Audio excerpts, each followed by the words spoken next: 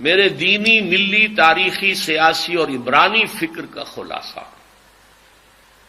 میرے 50 سال سے زائد عرصے کے مطالعے اور غور و فکر کا حاصل، جسے میں نے آج کی اس الوداعی نشست جو ہے درس قرآن کے اعتبار سے، تو اس کا تحفہ جسے میں قرار دے رہا ہوں۔ اس میں سب سے پہلے ایک شکوہ ہے۔ بہت سے لوگ محبت کرتے ہیں، محب ہیں، عقیدت مند بھی ہیں، جیسا کہ میں نے کہا کہ ہاتھ بھی چومتے ہیں اور اپنی عقیدت کا اظہار کرتے ہیں، تعریفیں کرتے ہیں۔ میں خطرے میں مبتلا ہو جاتا ہوں کہ کہیں کوئی تکبر پیدا نہ ہو جائے، روکتا بھی ہوں۔ لیکن افسوس، صد افسوس یہ کہ میرے اصل پیغام پر توجہ نہیں دیتے۔ میں آپ سے بھی یہ شکوہ کر رہا ہوں۔ ہر کسے از ظن خود شد یار من، اقبال نے شکوے کیے ہیں۔ تو نابغہ عصر، ہر کسے از ظن خود شد یار من، ہر شخص اپنے خیال میں میرا دوست بن گیا۔ وس درون من نجس اسرار من، میرے اندر سے اس نے میری چھپی ہوئی چیزوں کو نہیں تلاش کیا۔ تو کیا ہوں، کیا کہنا چاہتا ہوں، کیا کرنا چاہتا ہوں، کوئی نہیں۔ شاعری پڑھ لی اور سر جھوم گیا، سر دھن لیا، بس اقبال ڈے بنا لیا۔ اور اس سے بھی زیادہ جو ہے، مرا یاراں غزل خان شمردن، مجھے لوگوں نے ایک غزل خان سمجھ لیا، شاعر سمجھ لیا۔ میں جس طرح سے مجھے بھی بس ایک مدرس سے قرآن سمجھ لیا گیا۔ میری اصل زندگی کس کام میں بیتی ہے، میرے اصل مقاصد کیا تھے، میرے اصل ہدف کیا تھے، اور ہیں، اللہ کا فضل ہے، ایک شوشے کا فرق نہیں آیا۔ وہ کیا ہے، اس پر توجہ نہیں۔ اس کو تو میں نے ذریعہ بنایا ہے، ساز سخن بہانہ است۔ میرا مقصد ہے یہ اس امت مسلمہ کا قافلہ منتشر ہو گیا ہے۔ اونٹنیوں نے توڑا لی ہیں اپنی رسیاں، ناقہ بے زمام ہو کر کوئی ادھر، کوئی ادھر، کوئی ادھر، کوئی ادھر۔ ان کو پھر ایک قافلے کی شکل میں لانا چاہتے، جمع ہو جائیں، وہ منزل کہ جو اللہ نے ان کے لیے معین کی، رسول نے معین کی، اس کی طرف پیش قدمی کریں۔ میرا تو مقصد یہ ہے۔ بہرحال اب میں اس سمت میں اپنی باتیں آپ سے عرض کروں گا بہت اختصار کے ساتھ۔ دیکھیے، جہاں تک تاریخی اور ملی معاملے کا تعلق ہے، میں ماضی سے اس وقت صرف نظر کر رہا ہوں، وہ بات لمبی بہت ہو جائے گی۔ البتہ میری کتاب سابقہ اور موجودہ مسلمان امتوں کا ماضی، حال اور مستقبل یہ موجود ہے، اس کو پڑھیے۔ ماضی کیا ہے ہمارا، بنی اسرائیل کا ماضی کیا تھا۔ یہ دو ہی امتیں دنیا میں رہی ہیں، امت سابقہ، امت موجودہ حاضرہ۔ حال اور مستقبل کے بارے میں جو باتیں میرے سامنے آئی ہیں، اور یہ آئی ہیں کتاب و سنت اور حدیث کی روشنی میں، اور پھر جو اللہ نے تعقل، عقل سے کسی چیز کو سمجھنا، اس کی جو صلاحیت دی تھی، اس کا حاصل کیا ہے۔ نمبر ایک، جیسے ایک فرد کی زندگی کی سب سے بڑی حقیقت موت ہے، اس دنیا کی بھی سب سے بڑی حقیقت الساعہ، جسے ہم قیامت کہہ دیتے ہیں۔ ایک وقت آنے والا ہے، یہ سب دگرگوں ہو جائے گا، پہاڑ جو ہے ریزہ ریزہ ہو جائیں گے، یہ ہائی رائز بلڈنگز جو ہیں ان کا نام و نشان نہیں رہے گا، مارگلہ ٹاور جیسے بیٹھ گیا، یا ٹوئن ٹاورز امریکہ کے جیسے بیٹھ گیا، یہ پوری دنیا قان صف صفا، یہ زمین بالکل کھلی چٹیل میدان بن جائے گا۔ وہ زلزلۃ الساعہ، سورہ حج کی پہلی آیت، یا ایھا الناس اتقوا ربکم ان زلزلۃ الساعۃ شیء عظیم، وہ آئے گا۔ اس کے ایک وقفے کے بعد قیامت آئے گی۔ یہ قیامت نہیں ہے، یہ جس کو ہم قیامت کہہ دیتے ہیں، یہ قیامت، یہ الساعہ ہے، جبکہ پوری یہ عالم جو ہے یہ ہلاک ہو جائے گا۔ کچھ عرصے کے بعد پھر انہیں اٹھایا جائے گا. یہ اٹھایا جانا والا دن قیامت ہے. قام یقوم قیامتن، قیامن کھڑے ہونا. تمام انسان زندہ کر دیے جائیں گے، اپنی اپنی قبروں سے یا جہاں جہاں بھی ان کے کچھ بقایا جات کہیں ہیں وہاں سے بھاگے ہوئے چلے آئیں گے. اس کے بعد یوم قیامت کے بعد یوم آخرت شروع ہو جائے گا. پہلی بات تو یہ سب سے بڑی حقیقت، سب سے بڑی حقیقت، سب سے بڑی حقیقت. اور اب الحمدللہ میری سوچ یہ کہ وہ زیادہ دور نہیں ہے. نوع انسانی بحثیت مجموعی اپنے کلائمیکس کو پہنچ گئی ہے. بہرحال پہلی بات. دوسری بات، احادیث نبویہ سے معلوم ہوتا ہے اس قیامت سے پہلے ایک وقت ایسا آئے گا کہ دنیا پر روئے ارضی پر کوئی ایک صاحب ایمان بھی نہیں ہوگا. کافر، مشرک، ذلیل.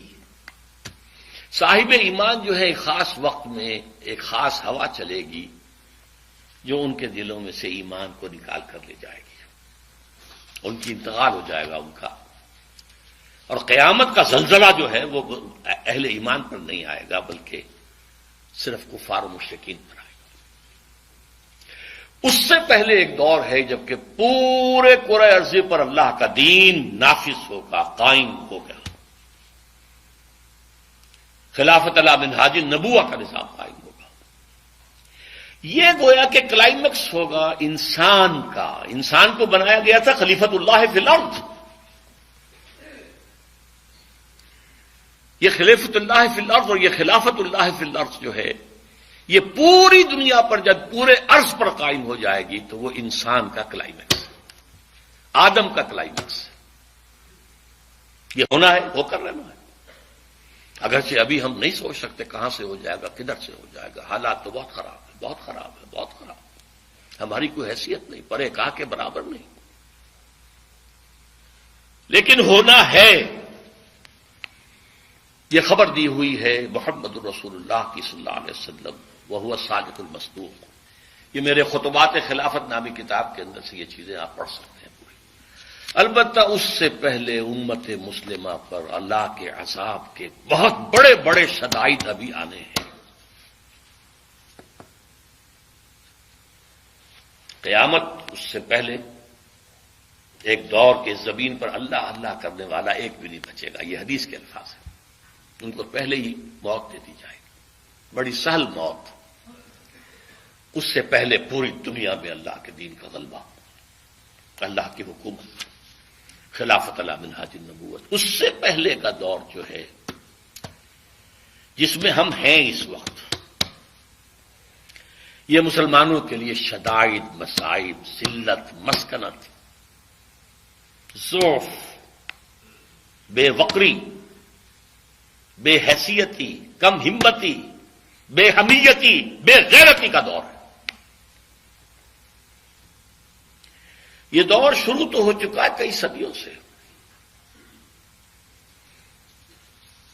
کئی صدیوں پہلے ہماری حکومتیں ایک ایک کر کے تاش کے پتوں کی طرح بکھر گئی. یورپین کولونیلزم آیا، چھا گیا پورے عالم اسلام. تقریباً 100 برس پہلے وہ کولونیل دخت جو بستر تھا وہ لپٹا ہے، لیکن اس سے بڑا کولونیلزم آ گیا. اب اقتصادی کولونیلزم، تہذیبی کولونیلزم ہے، علمی کولونیلزم ہے. اقتصادیات میں، تہذیب میں، علم میں آج ذلت، مسکنت. یہ جو 2 مرتبہ بنی اسرائیل کے لیے آیا ہے، ضربت علیہم الذلۃ والمسکنہ. کسی قوم میں سے ہمت ختم کر دی جائے، اندرونی ضعف. جیسے آپ کہتے ہیں کہ ایک شخص ہے ہٹا کٹا ہے لیکن وہ نیورستھینیا کا مریض ہے، بھائی اعصابی مریض ہے، اس کے دم ہے ہی نہیں. وہ حال آج اس امت مسلمہ کا ہے. ہٹی کٹی تو اتنی ہے کہ 1.5 ارب، لیکن حیثیت خسائد کا خسائد سیل. جیسے سیلاب کے اوپر جھاڑ جھکاڑ آ رہا ہوتا ہے جب سیلاب آتا ہے آگے آگے، اس طرح کی اس کی کیفیت ہے. ذلت و مسکنت کا عذاب تو کئی صدیوں سے چل رہا ہے. اب جو عذاب آ رہا ہے وہ فزیکل عذاب، قتل و غارت افغانستان میں ہماری نگاہوں کے سامنے ہوا ہے، عراق میں ہو رہا ہے، ایران اب ٹارگٹ ہے، شام ٹارگٹ ہے، ایک ٹارگٹ وہ ہے جو ہمارے ہاں زبان پر نہیں آتا ہے، اور وہ پاکستان۔ یہ جو ہے بڑے بڑے عذاب، بڑی بڑی جنگیں، تباہی، ہلاکت، بربادی، یہ ابھی آنے والی ہے۔ اس کے اعتبار سے خاص طور پر 2 حصے میں کرتا ہوں امت مسلمہ کے، بلکہ 3 حصے۔ پہلا حصہ تو یہ ہے عرب اور غیر عرب۔ عرب جو ہے بہت پریولیجڈ لوگ ہیں، ان میں سے حضور تھے، اس سے بڑی بات اور کیا ہے صلی اللہ علیہ وسلم۔ سب سے بڑی بات یہ کہ ان کی مادری زبان میں اللہ کا کلام موجود ہے۔ ہمیں تو پاپڑ بیلنے پڑتے ہیں، عربی زبان سیکھیں تو قرآن اپنی آنکھوں سے پڑھیں، ورنہ زیادہ زیادہ ترجمہ پڑھ لیں گے، اور ترجمہ جو ہے انسپائر کر نہیں سکتا انسان۔ اب اگر انہوں نے یہ کیا ہے کہ جیسے ہی کولونیلزم کا بستر ہٹا، عراق سے انگریز گئے، وہاں سے فرانسیسی چلے گئے، وہاں سے اطالوی چلے گئے، وغیرہ وغیرہ، کسی نے اللہ کے دین کا رخ نہیں کیا، رخ کیا ہے تو یا ماسکو کا اور یا واشنگٹن کا۔ ان سے بڑا کرمنل اللہ کی نگاہوں میں کوئی نہیں، جن کے رتبے ہیں سوا، ان کے سوا مشکل ہے۔ ان پر تو جو عذاب آنے والا ہے، جس کی خبریں دی گئی ہیں احادیث کے اندر، میں تذکرہ کرنا نہیں چاہتا اس کا۔ یوں سمجھ لیجئے مبینہ طور پر جو ہولوکاسٹ پچھلی صدی میں سابقہ امت مسلمہ یہود پر آیا تھا، اس سے کئی گنا بڑا ہولوکاسٹ عالم عرب میں آنے والا۔ باقی جو غیر عرب مسلمان ہیں، ان میں خاص حیثیت جو ہے وہ پاکستان اور بنگلہ دیش کے مسلمانوں کی ہے، اور ثانوی درجے میں بھارت کے مسلمانوں کی۔ انہوں نے ایک ملک تقسیم کرایا اور بڑی خونی تقسیم ہوئی، لاکھوں انسان مرے، کروڑوں انسان ادھر سے ادھر ہوئے، کس لیے؟ اسلام کے لیے۔ پاکستان کا مطلب کیا؟ لا الہ ہے۔ یہ اور کہیں نہیں ہوا، یہ جاوا سماٹرا میں نہیں ہوا، یہ کہیں اور نہیں ہوا، یہ ایران میں نہیں ہوا، یہ کہیں نہیں ہوا، یہ صرف اس ملک میں۔ بھارت کے مسلمانوں نے سپورٹ کیا اور آزادی دلوا دی۔ پاکستان کچھ 2 خطوں پر مشتمل تھا، کرو بھائی، اب جو ہم پہ گزری سو گزری، جو ہم پہ گزرے گی سو گزر جائے گی، چھوڑو تو جاؤ کرو۔ لیکن ہم نے کچھ نہیں کیا، اللہ سے وعدوں کی خلاف ورزی کی، غداری کی، بے وفائی کی۔ اس کی 2 سزائیں تو ہم پر آ چکی ہیں۔ ایک عمومی منافقت، اللہ سے وعدہ کر کے پھر جاؤ گے تو نفاق دل میں ڈالے گا اللہ۔ یہ سورہ توبہ کی آیات 75، 76، 77 کا مطالعہ کر لیجیے گا جا کر۔ آج پوری قوم منافق قوم ہے، الا ماشاء اللہ۔ ہمارا دستور منافقت کا پرندہ ہے۔ منافق کون ہوتا تھا؟ بظاہر قانونی طور پہ مسلمان، حقیقت میں کافر۔ ہمارے دستور میں قرارداد مقاصد ہے، فلاں دفعہ ہے، فلاں دفعہ ہے، لیکن حقیقت میں ہم کافر ہیں۔ ومن لم يحكم بما انزل الله فاولئك هم الكافرون۔ بنگلہ دیش کا معاملہ بھی یہی ہے۔ بھارت کے مسلمان تو انڈائریکٹلی اس میں مجرم ہیں، انہوں نے سپورٹ کیا تھا۔ اصل مجرم جو ہے پاکستان اور بنگلہ دیش کے مسلمان۔ یہ ہے، اس میں جو ہے اس سے علاج کیا ہے؟ اس کا نکلنے کی کوئی صورت ہے یا نہیں ہے؟ ایک ہی علاج ہے، ایک ہی علاج ہے، ایک ہی علاج ہے۔ دنیا کے کسی ایک سائزیبل ملک کے اندر اگر اسلام کا نظام پورا قائم کر کے دنیا کو دکھا دیا جائے اور چیلنج کیا جائے، come and see with your own eyes this is Islam, تب وہ شہادت علی الناس کی ذمہ داری بطور فرض کفایہ ادا ہو جائے گی۔ پوری امت نہ بھی ایسا کر سکے، لیکن امت کا کوئی حصہ، کوئی سائزیبل ملک یہ کر کے دکھا دے تو یہ پوری امت کی طرف سے فرض کفایہ ہو جائے گا۔ جیسے جنازے کی نماز کچھ لوگ بھی پڑھ لیں تو فرض کفایہ ادا ہو گیا، باقی سب لوگ جو بستی کے ہیں وہ اس سے مستثنا ہو گئے. کوئی بھی نہ پڑھے تو سب مجرم، سب گناہ گار. اس وقت ہم سب گناہ گار. لیکن یہ کہ یہ 40 کروڑ کے قریب مسلمان جو میں نے آپ کو بتایا پاکستان، بھارت اور بنگلہ دیش میں ہیں. 30 کروڑ مسلمان عالم عرب کے ہیں، 40 یہ ہیں. باقی اور ہے مختلف متفرق 70 کروڑ، یہ تیسرے درجے میں ہے. اگر ہم کسی بھی خطے میں وہ اسلام کا نظام قائم کر کے دکھا دیں تو بحیثیت امت مسلمہ جو ہمارا فرض منصبی تھا، یہ تکونوا شہداء علی الناس، لوگوں پر گواہی دو، یہ ہے اللہ کا دین، آؤ دیکھو، تو اللہ کا یہ عذاب ختم ہوگا، صورتحال تبدیل ہوگی. یہ میں نے ذرا عالمی سطح پر بات کی ہے. اب آئیے پاکستان. میں آج بھی اس کا قائل ہوں کہ پاکستان اسی کام کے لیے قائم ہوا تھا. علامہ اقبال کا فکر، خاص طور پر سن 30 میں جو ان کا خطبہ الہ آباد، اس سے پہلے ان کی شاعری، کیا کہنے ہیں اس کے، جو سور پھونکا تھا. پھر قائد اعظم نے 1938 سے 47 تک جو راگ الاپا ہے، اسلام اسلام اسلام اسلام اسلام اسلام، اس کے نتیجے میں 1946 کے الیکشنز کے اندر مسلم لیگ کو حیثیت حاصل ہوئی. یہ مسلمانان ہند کی واحد نمائندہ جماعت، اور یہ اللہ کا اصل میں معجزہ ہے. میں نے لکھی ہے کتاب استحکام پاکستان، پڑھیے اس کو.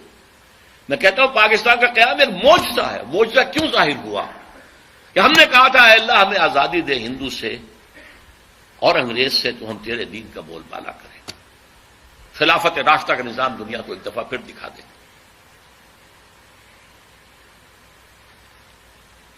میں نے اسی لیے اپنی اس کتاب میں استحکام پاکستان میں قرآن اس پاکستان کے قیام کو معجزہ کہا، اور قائد اعظم کی شخصیت کے لیے میں نے لفظ استعمال کیا، معجز نما شخصیت. لیکن افسوس صد افسوس کہ ہماری پہلی نسل جو ہے وہ اس میں بالکل ناکام ہو گئی. وعدہ خلافی کی. ہم نے بھی واشنگٹن کی طرف اپنا قبلہ سیدھا کر دیا، مغربی تہذیب و کلچر کے لیے دروازے کھول دیے، امریکہ کی عالمی پالیسیوں کا ایک اعلی کار بن گئے. یہ کل پاکستان کی تاریخ ہے. یہ کوئی آج کی بات نہیں ہے، یہ صرف مشرف کی بات نہیں ہے، پوری پاکستان کی تاریخ ہے. بہرحال یہ جو سزا کا معاملہ تھا، یہ منافقت کی شکل میں تو سزا ہمیں مل گئی، اور ایک بہت بڑا وار 1971 میں پاکستان تو لاکھوں افراد مارے گئے. 93,000 ہمارا قیدی اس ہندو کے قید میں گیا کہ جس پر ہم نے کئی 1000 برس کئی 800 برس حکومت کی تھی. پاکستان، مشرقی پاکستان نہیں رہا بنگلہ دیش میں. لیکن آج سے کچھ 20 سال پہلے جب پاکستان کی عمر 40 برس ہوا چاہتی تھی قمری حساب سے، میرے دل میں امید کا ایک چراغ روشن ہوا. پاکستان کے مستقبل کے بارے میں رجائیت، امید، اور وہ خاص اس حوالے سے تھا کہ ایک فرد کی بھی اصل میچورٹی کی عمر قرآن مجید کے روح سے 40 برس ہے. اسی طرح بنی اسرائیل کی تاریخ میں 40 برس کا عدد بہت اہم ہے کہ جو نسل نکلی تھی مصر سے، جو غلامی کا داغ اٹھائے ہوئے تھی، اس نے تو حضرت موسیٰ کو کوڑا جواب دے دیا تھا کہ ہم جنگ نہیں کریں گے، فاذهب انت وربك فقاتلا إنا هاهنا قاعدون. اللہ نے سزا دی، اب یہ 40 برس تک یہیں بھٹکتے پھریں گے صحرائے تیہ کے اندر. یتیہون فی الارض فإنها محرمة علیہم 40 سنہ یتیہون فی الارض. لیکن 40 برس کے بعد ایک نئی نسل جو پیدا ہوئی، صحرا میں پلی بڑھی تھی، آزادی کی فضا میں سانس لے کر ابھری تھی، اس نے جنگ کی، جوشوا حضرت یوشع علیہ السلام، یوشع بن نون، اور پھر ان کا دور شروع ہوا کامیابی کا۔ تو شاید 40 برس تک پاکستان بھی صحرائے تیہ کے اندر بھٹکتا رہا ہے، شاید اللہ کرے، امید تھی۔ اس امید کا مظہر ہے میری کتاب استحکام پاکستان، کتنوں نے پڑھی ہوگی آپ میں سے، میرا خون جگر ہے اس کے اندر۔ امید تھی کہ ہوگا، انقلاب یہاں آئے گا، اللہ کرے گا، لیکن چند ہی سال میں اس امید کے تاروں پود بکھر کے رہ گئے۔ وائے ناکامی متائے کارواں جاتا رہا، کارواں کے دل سے احساس زیاں جاتا رہا۔ سن 92 میں یہ جو کتاب آئی تھی استحکام پاکستان، یہ 85-86 میں آئی ہے، لکھی گئی 85 میں، چھپی 86 میں۔ 92 میں میری کتاب وہ آئی ہے جس کا میں نے پہلے بھی ذکر کیا، تو پڑھیے ان کو خدا کے لیے۔ سابقہ اور موجودہ مسلمان امتوں کا ماضی حال و مستقبل، اس میں میں نے پاکستان کے لیے لکھ دیا یاس انگیز کیفیت۔ 3 میں سے کوئی ایک انجام اس کا ہوگا۔ ایک تو یہ ہے جس کے کوئی آثار نہیں، کہیں نظر نہیں آ رہے، کوئی امید کی کرن نہیں کہ اس امت مسلمہ پاکستانیہ کو قوم یونس کی طرح توبہ کرنے کی توفیق ہو جائے اور عذاب ٹل جائے۔ اللہ کی قدرت سے بعید نہیں، لیکن کوئی امید کے آثار نظر نہیں آ رہے۔ بہرحال ایک ممکنہ بات ہے۔ دوسرا یہ کہ کوئی بڑا جھٹکا لگے 1971 والا، اس کو ہم نے مغربی پاکستان میں محسوس نہیں کیا تھا، یہاں محسوس کر کے لوگ جاگ جائیں، یہ بھی بڑی کامیابی ہوگی۔ اگر عثمانیوں پر کوہ غم ٹوٹا تو کیا غم ہے کہ خون 100,000 انجم سے ہوتی ہے سحر پیدا۔ اور تیسرا میں نے لکھا ہے، آج بھی پڑھ لیجئے، سن 92 کی چھپی ہوئی کتاب۔ تیسرا امکان یہ ہے کہ بھارت پاکستان کو فتح کرے، کروڑوں مسلمانوں کو قتل کرے، اپنی 1000 سالہ غلامی کا پورا انتقام، اپنے انتقام کی پیاس کو بجھانے کے بعد، لیکن اس کے بعد پھر انشاءاللہ وہ ایمان لائیں گے اور فتنہ تاتار کی تاریخ دوبارہ دہرائی جائے گی۔ کروڑوں مسلمان ان کے ہاتھوں قتل ہوا، کروڑوں۔ پھر اسلام نے انہیں فتح کر لیا، وہ مسلمان ہو گئے، اور پھر عظیم ترین مملکتیں پوری دنیا کے اندر ان ترکوں نے قائم کی۔ ترکان تیموری ہندوستان میں، ترکان صفوی ایران میں، اور ترکان عثمانی کی تو کیا بات ہے۔ اناطولیہ سے شروع ہو کر ترکی جو ہے اس کا بھی ایشیائی حصہ صرف ان کے پاس تھا، پھر جو ان کا فتوحات ہوئی ہے، یورپ کا تقریباً آدھا مشرقی یورپ ان کے تحت تھا۔ ہے آیا فتنہ تاتار کے افسانے سے، پاسباں مل گئے کعبے کو صنم خانے سے۔ وہی جو قاتل تھے، سفاک تھے، پورے شہر کے لوگوں کی آبادی کو قتل کر کے اور ان کی گردنیں علیحدہ کر کے، ان گردنوں کو، سروں کو، سریوں کو جمع کر کے ایک پہاڑی کی شکل دے کر اس کے اوپر تخت جما کر ایک تاتاری وحشی سردار شراب پی رہا۔ چشمے فلک نے یہ منظر بھی دیکھے ہیں۔ بہرحال یہ 3 جو آپشنز میں نے سن 92 میں کہے تھے، آج بھی میری کتاب میں موجود ہیں، انہیں پڑھ لیجیے۔ اور بدقسمتی ثم بدقسمتی ثم بدقسمتی، آج حالات اس سے بھی زیادہ دور جا چکے ہیں۔ آج سے 2 یا 2.5 سال پہلے میں نے یہ تقریریں کی تھی، 2، آپ نے وہ بھی نہیں پڑھی ہوں گی۔ ایک تو عالمی سطح پر موجودہ عالمی حالات میں اسلام کا مستقبل،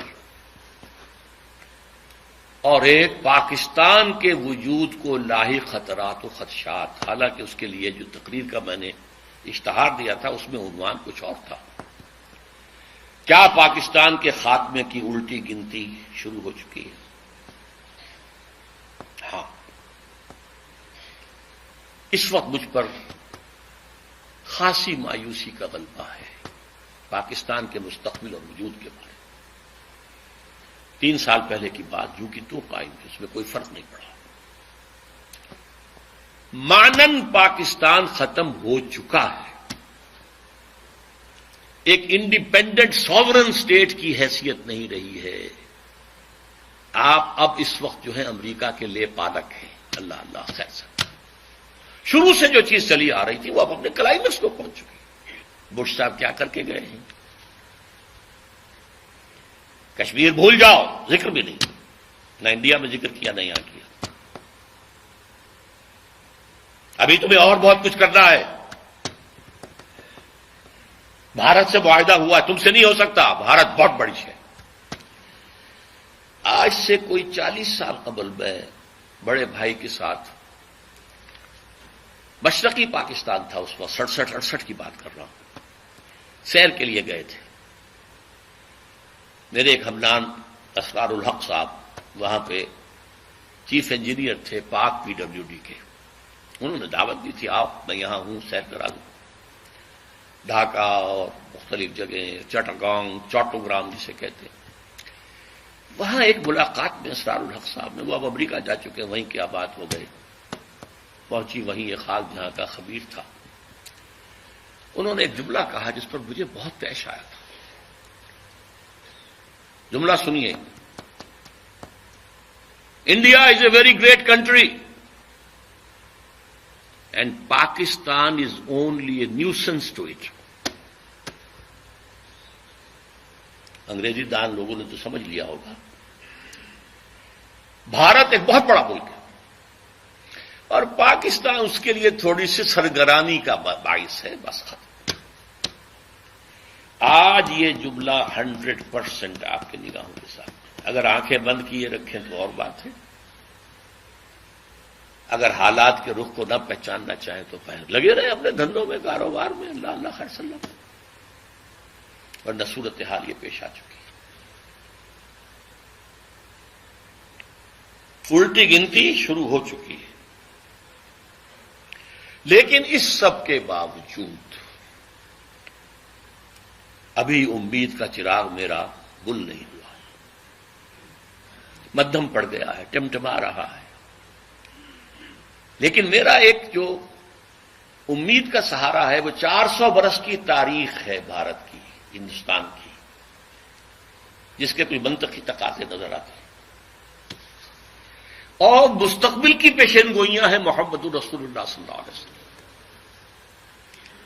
تو یا ماضی میں روشنی نظر آتی ہے یا مستقبل، حال میں نہیں، کچھ نہیں. We have been cut to size. اور جو تھوڑا سا شوشہ چھوڑا ہے مشرف صاحب نے کہ میرا جو چین کا دورہ تھا وہ اسی مقصد کے لیے تھا، وہ بیلنس کرنے کے لیے گئے تھے. اول تو چین آپ کو گھاس ڈالے گا نہیں، ابھی طویل عرصے تک اس کا ارادہ کنفرنٹیشن کا ہے ہی نہیں. وہ اپنی اکانومی کو ڈیولپ کرنے میں لگا ہوا ہے. ثانیاً اگر آپ کی کوئی پیش رفت ہو گئی تو آپ کے اوپر زبردست حملہ جو ہے بھارت کا اور افغانستان کی طرف سے، دونوں طرف سے. اب آپ شکنجے میں ہیں. وہ افغانستان جو ہمارا دوست تھا اور ہم اس کے دوست تھے اور امدادی تھے. کرزئی کے بیانات سنیے. یہ کون؟ ہز ماسٹرز وائس ہے. وہ یہ اس کی بات نہیں ہے، یہ بش کی بات ہے. بش نے کچھ باتیں یہاں آ کے کر دی تھی، کچھ باتیں پہلے ہی پہنچا دی تھی تھرو کرزئی. آج سے 2-3 مہینے پہلے ایک انٹرویو چھپا تھا اکرم ذکی صاحب کا، جو ڈپلومیٹ بھی رہے ہیں اور بیوروکریٹ بھی رہے ہیں. یہ قومی ڈائجسٹ میں ان کا انٹرویو چھپا تھا اور انہوں نے یہ کہا تھا، لکھ کے رکھ لو، عنقریب بھارت پاکستان پر بہت بڑا حملہ کرے. اگر ذرا بھی محسوس ہوا کہ چائنا اور پاکستان اور قریب آ رہے ہیں تو یہ کانٹا پھر نکال دینا پڑے گا. یہ تو پھر بہت بڑی بات بن جائے گی ان کے لیے. یہ تو کانٹا ہوگا پھر درمیان میں. بہرحال اس کے باوجود میں آپ سے کہہ رہا امید ہے کہ شاید کوئی معجزہ اللہ تعالیٰ کی طرف سے. پاکستان کا قیام بھی معجزہ تھا اور پھر تاتاریوں کا معجزہ کچھ تھا تو اب بھی معجزہ ہو سکتا ہے. تاتاریوں کی تاریخ جو ہے دہرائی جا سکتی ہے. اور پھر لیکن اسی خطے سے اسلام کا احیاء ہوگا. چاہے ہمارے کروڑوں مر جائیں اور اس کے بعد ہندو مسلمان ہو. اور یہ پیشین گوئی شاہ ولی اللہ دہلوی کی ہے کہ ایک وقت آئے گا کہ ہندوستان کی اونچی ذات کے لوگوں کی اکثریت اسلام قبول کر لے گی. دیکھیے ہمارے ذہن میں خیال بھی آتا ہے تو نچلی ذات کا، شیڈولڈ کاسٹ کا، شودروں کا نہیں، اونچی ذات کے ہندوؤں کی اکثریت جو ہے اسلام قبول کر لے گی. اب آئیے آخری کلائمیکس. یہ تو حالات ہیں، تاریخ کا رخ ہے، جا رہا ہے. پاکستان کدھر جا رہا میں روک نہیں سکتا، آپ روک نہیں سکتے. ہماری جو بھی غلطیاں ہیں، کوتاہیاں ہیں، وعدہ خلافیاں ہیں، ان کی کیا سزا ہمیں ملتی ہے، ہم اس کے مستحق ہیں، ہم کو شکوہ نہیں کر سکتے. اصل مسئلہ فرد کا ہے. جہاں سے میں نے بات شروع کی تھی، زندگی کی سب سے بڑی حقیقت موت اور دوسری سب سے بڑی حقیقت آخرت. ایک فرد جو ہے وہ اپنی عاقبت کیسے درست کرے؟ تاریخ کے دھارے کا رخ موڑنا تو میرے لیے یا آپ کے لیے ممکن نہیں ہے. ہاں اللہ جب چاہے وہ گھاس کے تنکوں سے بھی کروا سکتا ہے کام. ابابیل کی چوچوں کے اندر چھوٹے چھوٹے کنکروں سے ہاتھیوں کو اور پورے ابرہہ کے لشکر کو ہلاک کر سکتا، اس کی ہے قدرت ہے. لیکن انفرادی نجات، میں ہوں، میری قبر ہے، میرے سامنے ہے، اس کے لیے کیا کرنا ہے؟ اللہ کی رضا اور آخرت کی نجات کے حصول کے لیے دو شرطیں ہیں، ایمان اور عمل صالح. ایمان بھی قانونی ایمان نہیں جس کی بنا پر آپ مسلمان کہلاتے ہیں. قانونی طور پر تو سب مسلمان ہیں. جو زانی ہے، شرابی ہے، بدماش ہے، چور ہے، اچکا ہے، ڈاکو ہے، سود کھاتا ہے، کچھ بھی کرتا ہے، مسلمان تو ہے. حقیقی ایمان، دل والا ایمان، نور قلب بن جائے، وہ ایمان درکار ہے. اس کے بغیر نجات نہیں ہے. اور اس کا ذریعہ قرآن حکیم ہے. پڑھو، پڑھاؤ، سیکھو، سکھاؤ، پھیلاؤ. جو میں نے عرض کیا، ویسے تو زندگی کے 40 سال تو میں نے اتوار کے درس کے بارے میں کہے تھے. میں تو یہ کام کر رہا ہوں 19 برس کی عمر سے، میڈیکل کالج کے طالب علم کی حیثیت سے درس قرآن. یہ ایمان حقیقی قرآن سے ملے گا. یہ ہماری تحریک کا، میرے کام کا، میری جد و جہد کا، زندگی کی جو بھی میری سعی اور مساعی ہے، اس کا ایک حصہ ہے قرآن. انجمن خدام القرآن، حلقہ مطالعہ قرآن، قرآن اکیڈمیز، قرآن کالج، قرآنی تربیت گاہیں، قرآن کانفرنسیں. یہ نام اللہ کے فضل و کرم سے ہم نے تازہ کیا. ایک وقت تھا کہ اس پورے شہر لاہور میں میرے سوا کوئی اور کام یہ کر ہی نہیں رہا تھا. اب اللہ کا شکر ہے بہت سے ادارے ہیں، ترجمہ قرآن کے ادارے بنے ہوئے ہیں، اور 4-4 6-6 مہینے کے کورسز کا اعلان ہوتا رہتا ہے. الہدا خواتین کے اندر ایک بہت بڑا ادارہ ہے. اگرچہ ان چیزوں کے اندر وہ انقلابی رنگ نہیں ہے، بہرحال ہے، کچھ نہ کچھ تو پیدا ہوگا اس سے. عمل صالح کا جو تصور ہمارا ہے، اس کے لیے لفظ ہے فرض. ویسے تو اس سے آگے ہے، نوافل ہیں، مستحبات ہیں. فرض، اس پر نجات کا دار و مدار. البتہ یہ فرض کیا ہے یہ سمجھ لیجئے. سب سے بڑی بدقسمتی یہ ہے کہ ان کا تصور ہمارا محدود ہو گیا. نماز، روزہ، حج، زکوٰۃ فرض. کوئی کرتا ہو تب بھی جانتا ہے کہ یہ فرض ہے، کوئی نہ کرتا ہو تب بھی جانتا ہے کہ یہ فرض ہے. کوتاہی ہے میری، میں نہیں کر رہا ہوں، ٹھیک ہے، لیکن ہے تو فرض. ایک فرض جس کا تعلق قانونی اسلام سے نہیں ہے، حقیقی ایمان سے ہے، وہ ہے جہاد فی سبیل اللہ، جس کے بغیر نجات نہیں ہے. اس لیے کہ ایمان کا لازمی تقاضا وہ ہے جہاد فی سبیل اللہ. یہ نہیں کریں گے تو نجات نہیں ہے. ایمان کا تقاضا وہ ہے، حقیقی ایمان کا تقاضا وہ ہے. اسلام کے ارکان یہی ہے، کلمہ شہادت، نماز، روزہ، حج اور زکوٰۃ. یہ اسلام کے ارکان ہیں. ایمان کا رکن اعظم، رکن رکین جہاد فی سبیل اللہ۔ اس کے 3 لیول ہیں۔ پہلا جہاد نفس کے خلاف، معاشرے کے خلاف، شیطان کے خلاف، تاکہ آپ واقعی اللہ کے بندے بن جائیں، اس کی اطاعت اور عبادت کا حق ادا کریں۔ یہ پہلا کام۔ مکمل اطاعت آپ نہیں کر سکتے جب تک کہ باطل نظام آپ کے سر پر ہے۔ سود کو آپ ختم نہیں کر سکتے، فضا کے اندر موجود ہے جو میری سانس کے ساتھ میرے اندر جا رہا ہے۔ چور کا آپ ہاتھ نہیں کاٹ سکتے جب تک کہ وہ نظام قائم نہ ہو۔ لہذا ہماری بندگی جو ہے، نہ بندگی میری بندگی ہے، ہماری بندگی جزوی ہے، لیکن جس حد تک بھی اللہ کے احکام پر آپ عمل پیرا ہو سکیں اور نہ کریں تو آپ مجرم۔ جس حکم پر عمل پیرا ہو سکتے ہیں عمل پیرا ہو جائے، اور جو کمی رہ جائے گی اس کا ایک کفارہ ہے جو میں بعد میں بیان کرتا ہوں۔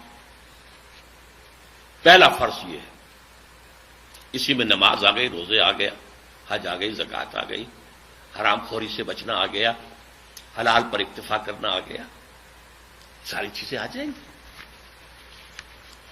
دوسرا فرض ہے دعوت و تبلیغ۔ اب اسی کی دعوت دو، اسی کی طرف بلاؤ، اپنی اپنی ذہنی سطح کے مطابق۔ جو انٹلیکچوئل ہے وہ انٹلیکچوئلس کو دعوت دے، جو عام پڑھا لکھا آدمی ہے وہ عام پڑھے لکھے آدمیوں کو دعوت دے، جو جاہل ہے وہ بھی دعوت دے، وہ لوگوں کے سامنے روئے، بھائیوں میں تو زندگی گنوا بیٹھا لیکن تمہارے اندر ابھی دم ہے، دین سیکھو اور سکھاؤ، پڑھو اور پڑھاؤ، سمجھو اور سمجھاؤ۔ خیرکم من تعلم القرآن وعلمہ۔ اگر یہ آپ نہیں کرتے تو آپ کا ایمان موجود نہیں ہے۔ اس پر میرے دروس، اس پر پورا منتخب نصاب قرآن مجید کا، جس کے 12 درس دیے، اپنے پاس سے نہیں کہہ رہا، قرآن سے کہا ہے، میں نے قرآن سے ثابت کیا ہے، ایک ایک لفظ قرآن سے ثابت کیا ہے، قرآن ہی سے بیان کیا ہے۔ نمبر 3، اس دین کو قائم کرنے کی جد و جہد کرو۔ یہ سب سے کٹھن، سب سے اونچی منزل ہے، اور یہی کفارہ ہوگا جو تمہاری اپنی عبادت اور اطاعت کے اندر کمی ہے۔ قائم کرنے کی جد و جہد کرو گے، جان کھپاؤ گے، مال کھپاؤ گے، یہ کفارہ ہو جائے گا اس کمی کا۔ جیسے آپ نے کوئی قسم کھائی تھی توڑ دی تو کفارہ ہے نا۔ کسی نے رمضان کا روزہ توڑ دیا تھا تو کفارہ ہے، 60 روزے متواتر رکھو، کفارے ہیں۔ تو یہ جو میرے اندر سود جا رہا ہے، اور یہ جو میں ایسے نظام میں رہ رہا ہوں، سانس لے رہا ہوں جہاں اسلام غالب نہیں ہے، کفر ہے، شرک ہے، وَمَن لَّمْ يَحْكُم بِمَا أَنزَلَ اللَّهُ فَأُولَٰئِكَ هُمُ الْكَافِرُونَ وَمَن لَّمْ يَحْكُم بِمَا أَنزَلَ اللَّهُ فَأُولَٰئِكَ هُمُ الْفَاسِقُونَ أُولَٰئِكَ هُمُ الظَّالِمُونَ۔ اس اقامت دین کی جد و جہد فرض ہے، فرض ہے، فرض۔ کاش کہ میری یہ بات آپ کے دلوں کے نیچے اتر جائے، ورنہ بات وہی ہوگی کہ ہر کسے ظن شد، ظن خود شد یار من، وز درون من نجست اسرار من۔ یہ جد و جہد کبھی سوچ کے تو صحیح تھا۔ مجھے باولے کتے نے کاٹا تھا، میں نے اپنی میڈیکل پریکٹس چھوڑی تھی بھائی، میں مولوی نہیں تھا کہ درس قرآن میرا کام ہو۔ یہ ایک تحریک تھی، اس کے مقاصد تھے، اس کا ذریعہ یہ تھا قرآن کے ذریعے ایمان پیدا کرو تاکہ ایمان کے ذریعے سے جہاد پیدا ہو۔ اس کے لیے زندگی کھپائی ہے۔ اب اس کی جو شرائط ہے کہ اقامت دین کی جد و جہد کی، اس میں سے پہلی شرط جماعت۔ یہ کام اکیلے نہیں ہو سکتا۔ خود اپنی اصلاح اکیلے ہو سکتی ہے، اگرچہ کوئی آپ کو ماحول اچھا مل جائے تو آسانی ہو جائے گی، لیکن اکیلے بھی ہو سکتی ہے۔ دعوت، تبلیغ، تعلیم یہ انفرادی طور پر بھی ہو سکتی ہے۔ حضرت نوح انفرادی طور پر ہی 900 برس تک دعوت دیتے رہے لوگ، اور اس کے لیے ادارے بھی قائم ہو سکتے ہیں، انجمنیں قائم ہو سکتی ہیں، فاؤنڈیشنز قائم ہو سکتے ہیں، پبلشنگ ہاؤسز قائم ہو سکتے ہیں، سم و بسر کے نظام قائم ہو سکتے ہیں. ٹھیک ہے، ادارے، انسٹیٹیوشنز، انجمنیں، ایسوسیشنز. لیکن اس تیسرے لیول پر آ کر جماعت، لا اسلام الا بالجماعہ، مردوں اور عورتوں دونوں کے لیے. اس کی بنیاد بیعت، عورتوں کی بیعت قرآن مجید میں موجود ہے، مردوں کی بیعت کا ذکر ہے لیکن حدیث کے اندر اس کے الفاظ ہیں. جماعت، لا اسلام الا بالجماعہ، انی آمرکم بخمس بالجماعت والسمع والطاعت والہجرت والجہاد فی سبیل. یوں سمجھ لیجئے، جس نے یہ سمجھ لیا کہ اقامت دین کی جد و جہد فرض ہے، اسے جاننا چاہیے کہ اس کے لیے التزام جماعت فرض ہے. میری سوچ یہ ہے، خدا کے لیے سمجھ لیجئے، علمی نکات اپنی جگہ ہے، قرآن مجید کی حکمتوں کی باریکیاں اپنی جگہ ہیں، ان کا تو کوئی احاطہ کر ہی نہیں سکتا. اس کا ایسنس کیا ہے، اس کا تھرسٹ کیا ہے، وہ چاہتا کیا ہے، وہ کس چیز کو ایمفیسائز کرتا ہے، کس چیز کو مرکز بناتا ہے، اس کو سمجھیے. اقامت دین کی جد و جہد فرض، اس کے لیے التزام جماعت فرض. فرض. اور دیکھیے، فرض کے بارے میں جان لیجئے، ایک فرض کا تارک تمام فرائض کا تارک ہے. اگر ایک شخص کہتا نماز تو میں پڑھوں گا، 5 وقتہ پڑھوں گا، روزہ نہیں رکھوں گا، بھائی ختم، نماز بھی گئی، روزہ بھی فرض ہے، رمضان کا روزہ فرض ہے. صاحب استطاعت اگر حج نہیں کر رہا ہے تو اس کو بھی کفر سے تعبیر کیا گیا. فرض ہے، ادا کرو. زکوٰۃ نہیں دیتا تو کیا اس کے خلاف جہاد کیا گیا، انہیں مرتد مانا گیا. تو ایک فرض کی جو ہے انکار یا اس کا ترک، وہ پورے دین کا ترک ہے. It's an organic whole. اقامت دین کی جد و جہد کی فرضیت، پھر اس کے لیے التزام جماعت کی فرضیت. البتہ یہاں ایک سوال پیدا ہوگا، جماعت آپ کو تلاش کرنی پڑے گی. خود جماعت بنانا آسان نہیں ہے، دانتوں پسینہ آتا ہے جماعت بنانے میں. لیکن چلتا ہوا قافلہ مل جائے تو کیا کہنے، اللہ کا فضل، اللہ کا کرم، ایک جماعت ہے. لیکن اب آپ کے لیے کیا ہے، کئی جماعتیں، کیا کریں. میں اس کا ایک جواب دیا کرتا ہوں، بھائی آپ کے پاؤں کو جوتے کی ضرورت ہے نا. آپ یہ کہہ کر گھر میں نہیں بیٹھ رہتے کہ پتہ نہیں جوتا صحیح کہاں ملتا ہے. کسی زمانے میں تو وہ گتے کا ہی سول لگا دیتے تھے اندر، کہاں سے ٹھیک ملتا ہے ہمیں کیا پتا. تو کیا آپ جوتا نہیں خریدیں گے؟ آپ جائیں گے، بازار دیکھیں گے، منڈی دیکھیں گے، دکانیں دیکھیں گے، قیمتیں کمپیئر کریں گے، ذرا موڑ توڑ کے دیکھیں گے، خریدیں گے. اس نیسیسٹی. جماعتوں کو آپ سٹڈی کریں، یہ بھی آپ کا جہاد ہے، جماعت کی تلاش. البتہ میں یہ بتا سکتا ہوں کہ 4 اوصاف دیکھیے اس جماعت کے اندر. نمبر 1، اس کا ڈکلیئرڈ گول اقامت دین، نظام کو بدلنا، اسلام کے پورے نظام کو قائم کرنا. یہ ڈکلیئرڈ گول ہونا چاہیے، اعلانیہ مقصد اور ہدف. نمبر 2، اس کا ڈسپلن ہونا چاہیے، وہ سمع و طاعت جس کی بیعت حضور نے لی تھی، سنو اور عمل کرو. حضور کے لیے وہ ایبسولوٹلی تھی، جو حکم دے ماننا ہے، غلطی کا امکان ہی نہیں، نبی ہے، معصوم ہے. اب یہ ہوگا کہ سنو، اور اگر شریعت کے خلاف نہ ہو تو مانو. بس سمع و طاعت فی المعروف، لیکن ہوگی سمع و طاعت، listen and obey. There's not to reason why, there's but to do and die. فوج کا ڈسپلن کیا ہوتا ہے؟ سپاہی پوچھے افسر سے، جناب آپ یہ حکم مجھے کیوں دے رہے ہیں؟ کیا ہوگا؟ وہ فوج ہوگی. جو حکم دیا کرو، ڈو اینڈ ڈائی. یہ جماعت اس نظم کے ساتھ، اور اس نظم کے لیے بنیاد بیعت، دنیاوی تنظیمیں، ایسوسیشنز، پولیٹیکل آرگنائزیشنز اور چار آنے کی ممبری والی تنظیمیں، سیاسی تنظیمیں کچھ اور ہوتی ہیں، فلاحی تنظیمیں کچھ اور ہوتی ہیں، محض تبلیغی تنظیم کچھ اور ہوتی ہے۔ نہیں، یہ حزب اللہ کی بنیاد بیعت سمع و طاعت فی المعروف۔ تو میں بیان کر رہا تھا، نمبر 1 ڈکلیئرڈ گول اقامت دین، دین کے پورے نظام کو قائم کرنا۔ نمبر 2 ڈسپلن، سمع و طاعت۔ نمبر 3 ان سے پوچھئے کہ آپ کی میتھوڈالوجی کیا ہے، کس طریقے سے آپ دین قائم کرنا چاہتے ہیں؟ الیکشن کے ذریعے، ایجیٹیشن کے ذریعے، گوریلا وارفیئر کے ذریعے، فوج میں بغاوت کرانے کے ذریعے، کون سا راستہ آپ؟ اگر آپ کا راستہ حضور کی سیرت سے ماخوذ نہیں ہے تو منزل تک پہنچنے کا کوئی امکان ہے ہی نہیں، یو ول بی لاسٹ۔ یہ کام تمام انبیاء اور رسول کی تاریخ میں صرف حضور کے دست مبارک سے ہوا ہے، صرف۔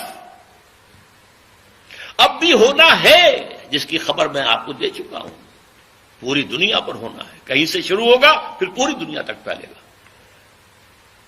یہ دی ہوئی خبریں ہیں محمد رسول اللہ کی، وہ صادق المصدوق، وہ سچے ہیں، ان کی سچائی پر اللہ گواہ ہے، پوری کائنات گواہ ہے، نوع انسانی گواہ ہے۔ تو ہونا ہے، لیکن ہوگا اسی طریقے سے۔ لا يصلح آخر هذه الامه الا بما صلح به اولها۔ اس امت کا آغاز حضور اور خلافت راشدہ، اس کا اختتام پھر آئے گا جبکہ پوری دنیا پر اللہ کا دین اور خلافت کا نظام آئے گا۔ یہ اول ہے، وہ آخر ہے، درمیان میں جو کچھ ہے وہ میں نے چھوڑ دیا تھا آج کی گفتگو سے۔ لیکن جس طریقے سے، جس عمل سے، جس طریقہ کار سے وہ پہلے منزل سر ہوئی تھی، اسی سے ہوگی۔ مانگے تانگے کے مستعار، ادھر سے مانگ لیا، ادھر سے سیکھ لیا، ادھر سے لے لیا، ادھر سے لے لیا، اس سے یہ کام نہیں ہوگا، چاہے خلوص کی انتہا ہو۔ خلوص اپنی جگہ ہے، خلوص کا اجر آخرت میں ملے گا، لیکن اگر طریق محمدی اور طریقہ کار اور منہج محمدی اگر اختیار نہیں کیا ہے تو کامیاب نہیں ہوں گے آپ۔ اس کے لیے میری کتاب خدا کے لیے پڑھیے، منہج انقلاب نبوی، میرا صاحب الصلاۃ والسلام، اور چھوٹی سی ایک کتاب بھی ہے، اس کا خلاصہ رسول انقلاب کا طریقہ انقلاب۔ رسول انقلاب ایک ہی ہے تمام رسولوں میں، جن کے ہاتھوں انقلاب آیا، پوری دنیا مانتی ہے، عظیم ترین انقلاب آیا۔ میں تو ایک جملہ نقل کیا کرتا ہوں برنارڈ شاہ کا، نے گاندھی کے بارے میں کہا تھا، ہی is a saint among politicians. سیاست دانوں میں تو وہ لگتا ہے کوئی مہاتما ہے، کوئی روحانی آدمی ہے، سینٹ ہے، سادھو ہے۔ He is a saint among politicians and a politician among saints. ان کے اندر وہ پالیٹیشین ہے۔ تو میرا یہ جملہ ہے، میں اس درس کے ساتھ معذرت کرتے ہوئے اللہ سے معافی چاہتے ہوئے کہہ رہا ہوں، حضور کی شان شایاں یہ بات نہیں بنتی ہے، لیکن یہ سمجھانے کے لیے کہہ رہا ہوں۔ He was a revolutionary amongst the prophets and a prophet among the revolutionaries۔ تاریخ انسانی میں جتنے انقلاب آئے ہیں اس سے سب سے بڑا انقلاب محمد نے برپا کیا، اور تاریخ انسانی میں جتنے نبی اور رسول آئے ہیں ان میں سب سے بڑے نبی اور رسول محمد صلی اللہ علیہ وسلم۔ تو منہج انقلاب نبوی۔ چوتھی چیز، جو بھی جماعت ہے جس کے بارے میں آپ سوچ رہے ہیں، اس کی قیادت کے قریب جا کر دیکھیے، دیکھیے نہیں سونگیے۔ یہ سونگنا بھی میں کہہ رہا ہوں، اس کے علاوہ ایک اور ہے جس کو آپ ESP کہتے ہیں، ایکسٹرا سینسری پرسیپشن۔ قریب جا کر آپ کو محسوس ہو جائے گا کہ آیا ان قائدین کے اندر خلوص اور اخلاص ہے یا یہ دکانداری ہے۔ لیکن اس میں میں نے کہا قائدین کے پاس، اس لیے کہ پیچھے چلنے والوں میں ہر طرح کے لوگ ہوتے ہیں۔ جب حضور کے پیچھے چلنے والوں میں بظاہر منافقین بھی تھے، مسلمان تو شمار ہوتے تھے، مسجد نبی میں نمازیں تو پڑھتے تھے، ان کا سردار پہلی صف میں ہوتا تھا اور کھڑے ہو کر تلقین کرتا تھا حضور کے خطبے سے پہلے کہ لوگوں غور سے سنو، یہ اللہ کے رسول ہے، جبکہ وہ نہیں مانتا تھا اللہ کا رسول، جھوٹ تھا۔ اذا جاءك المنافقون قالوا نشهد انك لرسول الله والله يعلم انك لرسوله والله يشهد ان المنافقين لكاذبون۔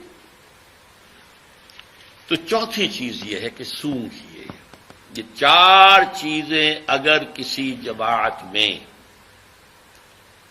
33% پاس مارکس کی حد تک بھی نظر آ جائیں چاروں، اس جماعت میں شامل ہونا فرض ہے۔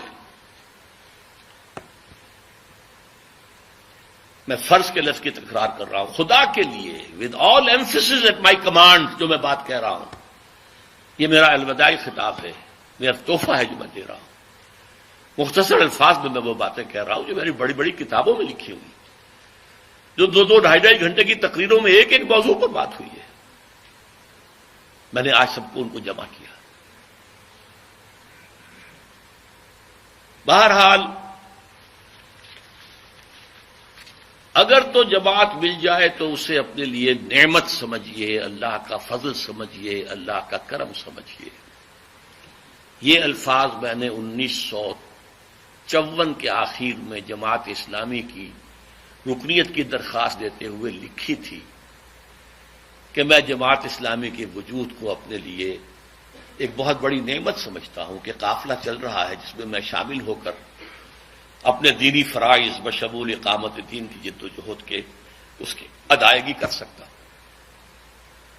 نہ ہوتی تو خود کو جماعت بنانا آسان کام نہیں تھا۔ لیکن میں آخری بات کہہ دوں، فرض کیجئے کہ آپ ان چار چیزوں کے حوالے سے ساری جماعتوں کو ریجیکٹ کر دیں۔ جماعت اسلامی میں یہ خرابی، تنظیم اسلامی میں یہ خرابی، جے یو آئی میں یہ خرابی، جے یو پی میں یہ خرابی، تبلیغی جماعت میں یہ خرابی، فلاں میں یہ شارٹ کمی، فلاں میں یہ تقصیر، تو اب آپ پر لازم ہے کہ آپ کھڑے ہوں، جماعت بنائیں۔ فرض کیجئے آپ کی طرف ایک آدمی آتا، کوئی بات نہیں، ایک اکیلا 2 جماعت، ایک امام ایک مقتدی جماعت کا آپ کو ثواب مل جائے گا۔ نبی بھی ایسے گزرے، ان کے ساتھ کوئی نہیں آیا، کوئی پرواہ نہیں۔ کیا جب کہ اللہ تعالیٰ آپ کی طرف لوگوں کا رجوع کر دے، لوگ آ جائیں۔ لیکن جماعت کے باہر اسلام نہیں، لا اسلام الا بالجماعۃ۔ اور بیعت کے لیے آیا، من مات ولیس فی عنقہ بیعۃ فقد مات میتۃ جاہلیہ۔ جو مسلمان مرا اس حال میں کہ اس کی گردن میں بیعت کا قلادہ نہیں تھا، وہ جاہلیت کی موت مرا، اسلام کی موت نہیں مرا۔ اس اعتبار سے پھر آدمی خود کھڑا ہو۔ بہرحال یہ چیزیں ہیں ان کے لیے دمادم زن، دمادم زن، دمادم زن، بانشہ درویشی درساز و دمادم زن۔ اب یہ کہ اگر آپ کی کوششوں کو کچھ کامیابی نظر آ رہی ہو، اللہ کا فضل سمجھیے۔ یہ آپ کی طاقت اور صلاحیت کا نتیجہ نہیں ہے، کہ اللہ کی توفیق نہیں آئے کوئی پرواہ نہیں، قطعاً کوئی پرواہ نہیں، قطعاً کوئی پرواہ نہیں۔ اگر آپ لگے رہے تو دنیا میں کوئی تبدیلی آئے نہ آئے، آپ کی عاقبت سنور جائے گی، آپ اللہ کے ہاں جا کے سرخرو ہو جائے، بشرطے کہ اپنا سب کچھ لا کر ڈال دیا ہو میدان، محض انگلی کٹا کر جو ہے شہید نہ بن جائے، محض کسی جماعت کا فارم پر کر کے نہ سمجھے کہ بس پہنچ گئے، وہ تو انٹری ہے۔ اب اس کے بعد آپ نے اس میں کتنی محنت ڈالی ہے، کتنا وقت صرف کیا ہے، کتنا اپنا خون جلایا ہے، کتنی اپنی نیندیں حرام کی ہیں، کتنا اپنا پیسہ لگایا، یہ تو اللہ جانتا ہے، کتنی اپنی اولاد کو اس کام کے لیے تیار کیا ہے۔ اس کے اعتبار سے مدارج ہوں گے، مراتب ہوں گے، اونچے سے اونچے مراتب، اونچے سے اونچے۔ بہرحال یہ ہے ہماری کامیابی۔ اولئک ھم المفلحون، اولئک ھم الراشدون۔ ابھی ہم نے پڑھا تھا فمن زحزح عن النار وادخل الجنہ فقد فاز اولئک ھم الفائزون۔ اس کا کوئی تعلق اس سے نہیں ہے دنیا میں قائم ہو یا نہ ہو۔ اگر کجرو ہے انجم آسماں تیرا ہے یا میرا، یہ سارا معاملہ اللہ کا ہے، اس کی حکمت ہے۔ ابراہیم کے ہاتھوں نہیں ہوا، خلیل اللہ ہے، امام الناس ہیں، ابو الانبیاء ہیں، انقلاب تو نہیں آیا۔ موسیٰ کے ہاتھوں نہیں ہوا، جن کے ذکر پر 1/13 قرآن 550 آیتیں قرآن کی حضرت موسیٰ کے ذکر پر ہیں، چلے گئے دنیا سے خالی ہاتھ اس معنی میں۔ حالانکہ اگر اس وقت ان کی قوم جو ہے انکار نہ کرتی، جنگ کرتے، تو اسی وقت اسلامی ریاست قائم ہو جاتی، لیکن انکار کیا تو 40 برس کے لیے ارض مقدس حرام یتیہون فی الارض۔ بہرحال یہ کام ہوا ہے۔ سید المرسلین، آخر الانبیاء، خاتم النبیین، محمد رسول اللہ صلی اللہ علیہ وسلم، ہمارے لیے بھی نجات کا یہ راستہ کھلا ہوا ہے، اس میں کوئی رکاوٹ نہیں۔ محنت چاہیے، ڈٹرمنیشن چاہیے، عزم مصمم چاہیے، باقی زاد راہ اللہ فراہم کرے گا۔ اور آخرت کی کامیابی فہو المطلوب الاصلی، اصل میں ہمارا مقصود و مطلوب وہی ہے۔